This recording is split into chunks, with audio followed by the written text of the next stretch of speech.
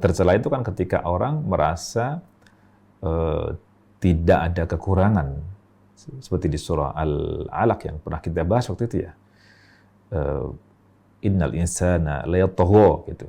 Manusia itu benar-benar melampaui batas. Kenapa itu? Ar-ra'ahu istaghna. Dia merasa tidak ada kebutuhan lagi bahkan pada Allah Subhanahu wa taala, menyombongkan diri terhadap orang lain. Ya, karena yang harus kita sadari bahwa siapapun kita makhluk yang serba kekurangan. Kurang semuanya, banyak kekurangan. Dan begitu yang bisa kita ambil pelajaran dari perjalanan Nabi Musa alaihissalam dan dengan Al-Khadir, bahwa sehebat-hebatnya Nabi Musa alaihissalam masih banyak hal yang tidak diketahui olehnya. Begitu juga kita tidak menguasai banyak ilmu, tidak menguasai banyak hal yang dikuasai oleh yang lainnya. Kita sangat terbatas.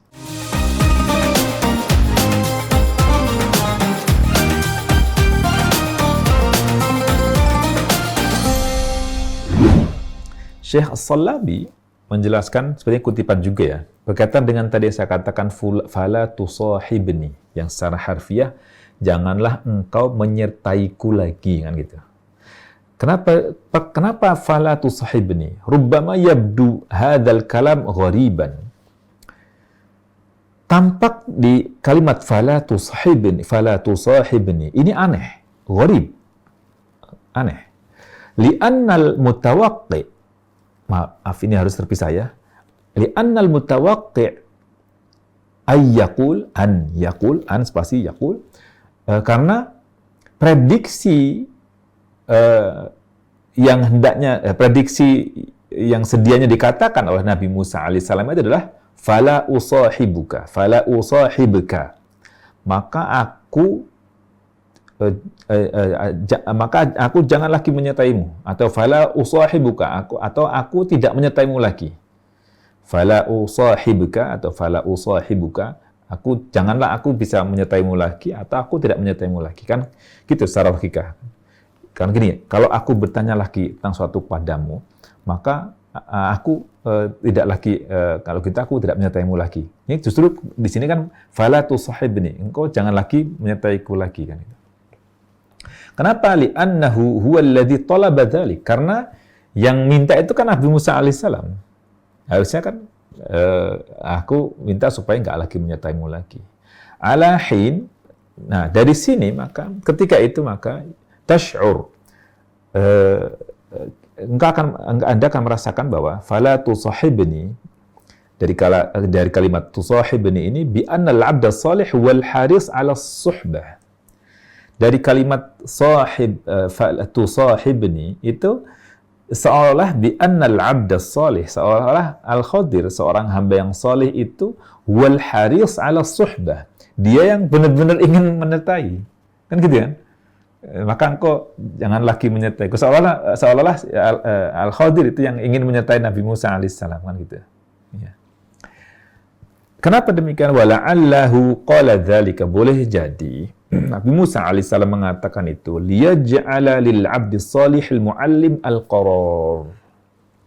Kenapa demikian? Liyaj'al lil 'abdi salih al-muallim al-qarar.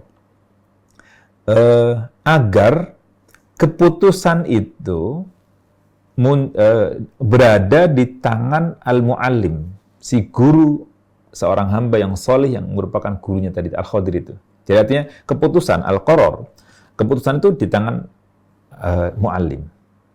Kalau dikatakan fala usahibbuka, nah, maka aku tidak akan menyertaimu lagi. Itu keputusannya berada di tangan Nabi Musa alaihissalam. Tapi ketika dikatakan Nabi Musa katakan fala tusahibni, nah keputusan untuk berpisah atau lanjut itu berada di tangan guru. Berada di tangan guru. Artinya kalau jadi yang memutuskan nanti apakah kita sebagai murid akan boleh lanjut atau tidak itu bukan di tangan kita sebagai murid, tapi ada di guru, karena guru yang punya wewenang untuk itu. Guru yang bisa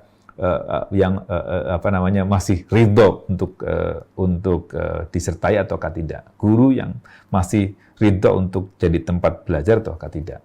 Maka keputusan itu ada di tangan guru itu. Fahuwa alladhi yuqarrir al-musahabah min adamiha. Maka Al-Khadir yang punya keputusan apakah dia masih boleh, apakah Nabi Musa alaihissalam masih boleh menyertai atau tidak. Wa hadha ma yatanasabu ma'al ittiba'i alladhi talabahu fi awwalil liqa. Gitu. Dan ini yang relevan dengan al-ittiba', ittiba' mengikuti, dengan permintaan Nabi Musa alaihissalam untuk mengikuti fi awwalil liqa, yang disampaikan di awal pertemuan, gitu. Ya. Walau qala fala usahibka lakana huwa alladhi yuhaddid dzalik. Kan Al-Khadir mengatakan waktu ya, jadi, apa kata fa in ittaba'tani fala tas'alni. Kalau kan Khadir mengatakan, kalau kamu ikuti aku maka jangan engkau tanya, kan gitu kan. Gitu. Nah, ya yang relevan dengan perkataan Nabi Musa itu. Walau qala fala usahibka. Kalau sekiranya perkataannya engkau maka aku jangan menyertaimu lagi. Lakana huwa alladhi yuhaddidu dzalik. Maka Nabi Musa alaihissalam yang menentukan itu. Walladhi yaliqu bi adabil ilmi huwal awwal. Dan yang laik untuk disandang sebagai adab orang berilmu itu yang pertama. Fala tusahibni, itu. Lebih menghormati guru, lebih memposisikan guru, lebih memberikan wewenang apakah layak atau tidak ini murid itu bersama itu adalah guru. Jadi, namun banyak murid-murid yang nggak pakai izin terus pergi tanpa kabar. Itu berarti emang kenapa dia gagal, adabnya emang nggak ada. Atau mungkin menyampaikan informasi untuk berhenti tanpa harus ada konfirmasi, langsung menghilang. Kan gitu. Kirim surat, kirim WhatsApp. Parahnya kirim WhatsApp, terus tiba-tiba hilang, nggak ada kabar lagi. Nah itu, kalau mau berkah ilmunya, itu berarti harus konfirmasi itu. Boleh nggak kita? Sampai ada qoror, sampai ada keputusan. Ya, kamu silakan. Gitu. Tawakkal ala Allah, tawakal kepada Allah Subhanahu wa taala. Terus disampaikan doa-doa dari guru. Semoga Allah berikan keberkahan dan seterusnya. Baik. Wallahu a'lam. Ya. Dari hidayatul Quran disampaikan di sini mahma ala maqamuka walaka umniyatun samiyah. Ya. Setinggi apapun kedudukanmu, walaka umniyatun samiyah, dan engkau punya cita-cita yang luhur, yang tinggi, fahtamilil itab fi tariqiha, maka hendaknya engkau bisa menanggung beban sulitnya perjalanan, hatta tablughaha, hingga kamu sampai kepada akhir atau target. Fa inna dzalika la yanqus min qadrika, karena itu tidak akan mengurangi kemampuanmu. Maka ketika seorang punya cita-cita, punya harapan, punya visi, punya mimpi yang tinggi, maka kemungkinan akan mendapati berbagai ujian, kesulitan-kesulitan, dan itu menjadi sunnatullah, menjadi hukum dari Allah Subhanahu wa taala. Beberapa pelajaran penting dari ayat 74 sampai 76. Pertama, pentingnya peraturan dan penerapan sanksi dalam kerja kolektif. Dalam berjamaah, dalam berorganisasi, maka harus ada peraturan dan harus ada sanksi.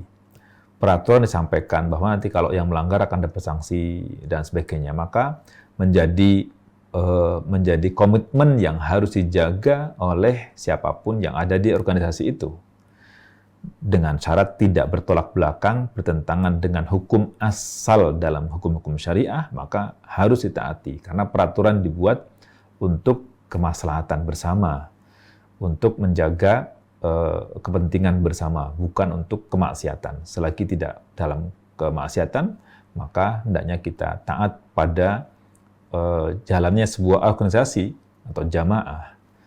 Kecuali kalau sekiranya melanggar hukum Allah Subhanahu wa taala, maka baru kita tidak boleh taat padanya. La ta'ata li makhluqin fi ma'siyatil khaliq. Tidak boleh taat kepada makhluk dalam hal perkara yang menjurus kepada kemaksiatan pada Allah Subhanahu wa taala dan Rasulnya sallallahu alaihi wasallam. Berikutnya lagi, tidak boleh diam bila melihat kemungkaran. Ini sudah sering diulang ya. Jadi kalau melihat kemungkaran, hendaknya kita bisa melakukan hal apa yang bisa kita lakukan untuk mencegah kemungkaran tersebut. Kemungkaran berlevel, maka menyikapinya juga berlevel juga. Nabi Musa alaihissalam ketika menjumpai Al-Khadir melakukan merusak dinding kapal, menyikapinya menyebutkan dikatakan laqad ji'ta syai'an imro, kan gitu. Syai'an imro itu kemungkarannya tidak lebih dahsyat, tidak lebih kuat dibandingkan dengan laqad ji'ta syai'an nukro atau nukuro. Nukro atau nukuro, mungkar jelas-jelas mungkarnya. Jadi ketika kemungkaran itu makin tinggi, maka menyikapinya juga lebih tegas lagi. Tapi Al-Khadir juga mengatakan kepada Nabi Musa alaihissalam, mengingatkan janji yang pertama, mengingatkan komitmen pertama, alam aqul innaka lan tastati'a ma'iya sabra. Di kali yang kedua, Al-Khadir mengatakan alam aqul laka innaka lan tastati'a ma'iya sabra. Yang berikutnya, guru berhak menguji muridnya agar tampak kesungguhan dan kebaikannya. Jadi boleh jadi guru menguji bagaimana komitmennya, bagaimana keseriusannya, bagaimana kesungguhannya, bagaimana ketulusannya, bagaimana keikhlasannya, sehingga dari situ akan tampak mana yang benar-benar jujur hanya mengharap ridha Allah Subhanahu wa taala dan mana yang mengharapkan pujian dari manusia. Yang terakhir, bertahap juga dalam penerapan sanksi. Jadi tidak langsung dengan sanksi yang berat, tapi bertahap. Wallahu a'lam. Ini ayat 74 sampai 76. Baru kemudian fantalaqa hatta idza ataya ahla qaryatin istata'ama ahlaha fa'abaw an yudayyifuhuma fawajada fiha jidaran yuridu an yanqadda fa'aqamah. Qala law syi'ta lattakhadhta 'alaihi ajra. Gitu. Fantalaqa. Maka keduanya pun berangkat lagi. Ini Al-Quran tidak menyebutkan berapa hari perjalanan, juga tidak menyebutkan berapa jarak perjalanan. Ketika tidak dijelaskan, maka berarti tidak penting untuk kita ketahui, atau mungkin bisa disingkap dengan ilmu pengetahuan, atau secara ilmiah bisa dibuktikan. Tapi karena tidak disebutkan baik dalam Al-Quran ataupun hadis, ya kita nggak usah capek-capek nyari, karena Al-Quran ini kitab petunjuk, bukan untuk dicari detail-detail sejarah perjalanannya. Hatta hingga idza ataya, ketika mereka berdua ataya datang, mendatangi ahla qaryatin, penduduk suatu qaryah, penduduk suatu kampung, suatu negeri. Istat'ama, mereka berdua minta makan. Mereka berdua, yaitu Al-Khadir dan Musa alaihissalam, minta makan. Minta makan berarti emang kondisinya menuntut untuk minta makan. Lapar lah gitu. Udah lapar, minta makan. Istat'ama ahlaha. Ya, mereka berdua, baik Al-Khadir dan Musa berdua ini, minta makan kepada penduduk kampung itu. Istat'ama ahlaha. Fa'abaw an yudayyifuhuma. Ternyata penduduk kampung ini aba itu menolak, enggan untuk yudayyifuhuma, enggan untuk menjamu mereka berdua. Yudayyif, tadhiyif itu artinya bukan sekadar memberikan makan, tapi memberikan sambutan kepada orang yang bertamu. mengundang, menyambut, menyiapkan tempat, menyiapkan hidangan, memberikan makan, memberikan pelayanan, itu masuk ke tadjif itu. Di makna ini, yudayyifuhuma. Mereka abau ay yudayyifuhuma. Mereka enggan untuk menjamu. Dalam bahasa kita kayak menjamu ya. Jadi menjamu itu bukan hanya ngasih makanan, tapi dari menyambutnya dengan lapang dada, dengan gembira, dengan senang, dengan senyum, itu masuk dalam tadjif ini. Mereka menolak untuk itu. Jadi bukan hanya nggak mau ngasih makan, tapi lebih dari itu. Jadi artinya hanya memberikan sambutan aja nggak mau, apalagi ngasih makan. Itu ya. Jadi kenapa mereka minta makan, tapi mereka menolak untuk menerima mereka Al-Khadir dan Musa sebagai tamu. Gitu. Itu yang pertama. Itu sikap penduduk kampung itu, penduduk negeri itu, nggak mau menjamu, nggak mau menerima kedatangan mereka. Padahal tampak dari apa yang diinginkan oleh Musa dan Al-Khadir, minta makan, itu artinya kondisinya sangat memprihatinkan. Mereka dalam perjalanan panjang, musafir, kehabisan bekal, tidak punya makanan, terus minta makan, lapar kan gitu. Cuma minta makan aja. Gitu. Ternyata abau ayyudayyifuhuma. Enggan untuk bisa menyambut, memberikan sambutan atau memberikan tempat dan sebagainya untuk orang yang sedang musafir itu. Ya. Ini jauh berbeda dengan sikap yang dicontohkan oleh Nabi Ibrahim alaihissalam ketika kedatangan para malaikat, langsung dia kedatangan tamu. Hal ataka haditsu dhaifi Ibrahim al-mukramin. Tidakkah kalian sudah dapat tentang berita tamu-tamu Nabi Ibrahim yang mulia itu? Itu kan disebut kaum mungkarun. Jadi orang-orang, kalian itu orang-orang yang nggak dikenal gitu. Nah, ketika datang beberapa tamu yang nggak dikenal, yang ternyata para malaikat, itu Nabi Ibrahim langsung ke belakang, langsung menyembelih sapi yang gemuk kan gitu, bi'ijlin samin. Terus faqarrabahu ilaihim, terus dimasak, udah siap semuanya, dihidangkan. Ya malaikat nggak makan kan gitu. Nah itu contoh kedermawanan yang dicontohkan oleh Nabi Ibrahim alaihissalam. Ya mungkin ini yang sepertinya agak luntur di tengah masyarakat kita karena mungkin kondisi juga ya kan. Kalau kita harus selektif juga mungkin banyak kasus-kasus penipuan misalnya. Jadi memang harus punya punya kehati-hatian dan kewaspadaan. Fawajada fiha, maka keduanya, mereka berdua, Musa dan Al-Khadir dan Musa itu menjumpai di dalam kampung itu jidaron, sebuah dinding, yuridu ayyang qaddo, dindingnya itu mau roboh. Yurid, ingin, ya ayyang qaddo, ingin roboh. Apa yang bisa kita pahami? Yuridu ayyang qaddo, dindingnya pengen roboh. Itu bahasa kita gitu. Dinding pengen roboh. Apakah dia mengatakan itu, mengeluhkan itu, sehingga didengar oleh Al-Khadir? Mungkin. Para ulama terbagi menjadi dua nih. Ada yang mengatakan ala haqiqatihi. Sebagaimana hakikatnya, dia berbicara, dia mengatakan atau dia mengeluhkan bahwa aku mau roboh kayak gitu. Dan banyak yang berpendapat demikian. Ya, mungkin demikian juga. Bukankah Nabi SAW dulu sebelum menjadi Nabi Nabi mengatakan bahwa sungguhnya aku melihat dulu sebelum kenabian, aku lihat dan aku dengar ada batu-batu yang menyampaikan salam kepada Nabi SAW. Atau setidaknya Allah Subhanahu Wa Taala katakan kan, yusabbihu lahu samawati wal ard wa min syai'in la yusabbihu bihamdi walakin la tafqahuna tasbihahum Wa in min syai'in illa yusabbihu bihamdi. Segala sesuatu itu bertasbih memuji Allah Subhanahu wa taala. Walakin la tafqahuna tasbihahum.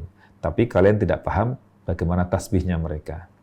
Jadi semua makhluk bisa berbicara, tapi kita seringkali tidak bisa memahami bicaranya.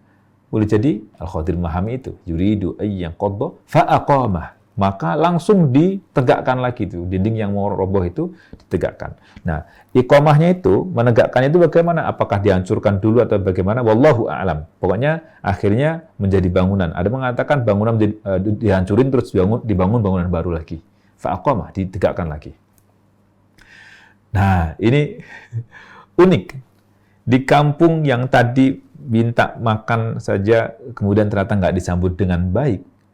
Terus tiba-tiba Al-Khadir ketika dia sedang butuh, dia lihat ada dinding yang mau roboh, terus dibangun, ditegakkan lagi sampai bagus, terus nggak berharap apa-apa. Gitu. Maka Nabi Musa alaihissalam mengatakan, qala lau syi'ta, kalau kamu mau, sekiranya engkau mau, engkau ingin, lattakhadta alaihi ajra. Sedianya engkau bisa mengambil ajr, mengambil balasan, mengambil kayak gaji lah, mengambil balasan terhadap pekerjaan itu. Niscaya engkau dapat meminta imbalan, balasan dari apa yang dilakukan itu. Dan ternyata kemudian Al-Khadir mengatakan, hada firaqu baini wa bainak. Ini adalah perpisahan, waktunya perpisahan antara diriku dengan dirimu. Sa'unabbi'uka bita'wili ma lam tastati' alaihi sabra. Aku akan beritakan kepadamu, kabarkan kepadamu suatu yang engkau tidak bisa bersabar bersamaku. Nanti kita bahas insyaallah ya. Ya. Jadi ini berikutnya famtalaqa hatta idza ataya ahla qaryatin istata'ama ahlaha fa'abaw an yudayyifuhuma. Mungkin ini kita bahas di pertemuan berikut aja kali ya. Mohon maaf kita nggak bisa tuntaskan. Semoga ada umur untuk kita untuk bisa menuntaskan kisah Musa dan Al-Khadir ini di kesempatan-kesempatan berikutnya. Mudah-mudahan bisa tetap cepat kita tuntaskan. Banyak pelajaran semoga yang bisa kita ambil insyaallah subhanahu wa ta'ala. Mohon maaf atas segala kekurangan. Semoga Allah subhanahu wa ta'ala tambahkan berkah kepada kita semuanya dan semoga Allah jadikan Al-Quran sebagai petunjuk untuk kita selalu dan semoga Allah Subhanahu wa taala senantiasa jaga kita bersama Al-Quran. Amin ya rabbal alamin. Wa sallallahu wa sallam wa baraka ala sayyidina Muhammadin wa ala alihi wa sahbihi ajma'in. Walhamdulillahi rabbil alamin. Wassalamualaikum warahmatullahi wabarakatuh.